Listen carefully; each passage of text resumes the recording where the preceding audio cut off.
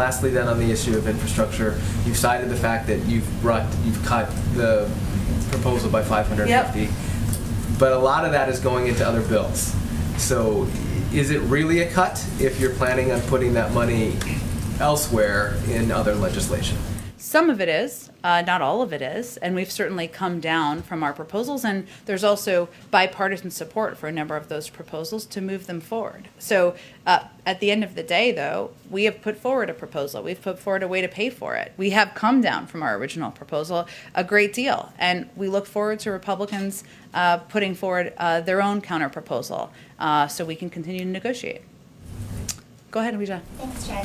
If the infrastructure bill doesn't get any bipartisan support, is the White House concerned at all about it impacting other areas you're seeking compromise, police reform being one of those areas? And I ask because Mitch McConnell said a couple of weeks ago, 100% of our focus is on stopping the new administration, so it doesn't seem like they're going to be coming to the table in any real way on a lot of these issues that you guys want. Well, first I would say on police reform, there are ongoing negotiations that both Senator Booker, Senator Scott, and Congresswoman Bass have all conveyed are making progress, and they're encouraged by the tone and tenor of those conversations. That's a good sign. I talked earlier about how the president is going to be signing a bipartisan piece of legislation into law later this afternoon. Senator Murkowski and Senator Young will be here.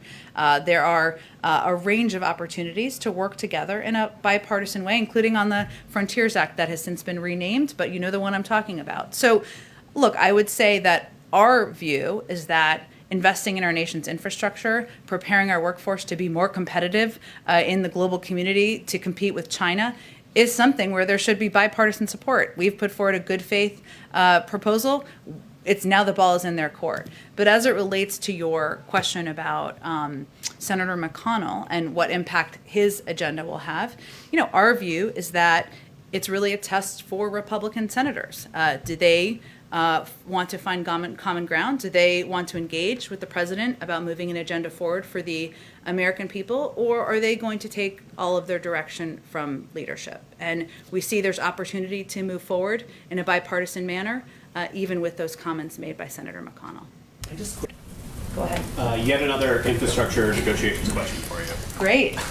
You and other members of the administration have focused a lot on the $550 million you took off your offer, but a lot of the Senate Republicans over the past weekend said the bigger problem is not necessarily the dollar figure, but more, yet again, the broad definition of infrastructure and just massive disagreement there. Do you agree with that characterization of where talks are right now?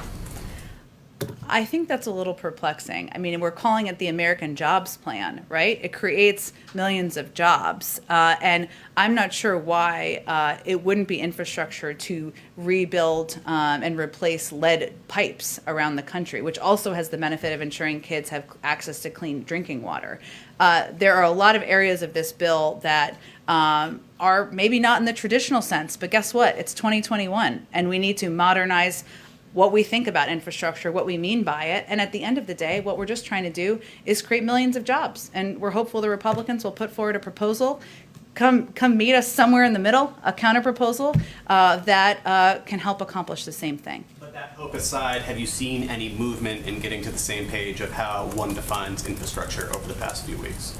I would say we kind of refute that as the basis of discussion here. At the end of the day, what we proposed is the American Jobs Plan that would invest in, yes, our nation's infrastructure, modernize it, create millions of jobs, make us more competitive, put people back to work, and that's what we're having a discussion about. And we welcome a counteroffer from the Republicans. The ball's in their court.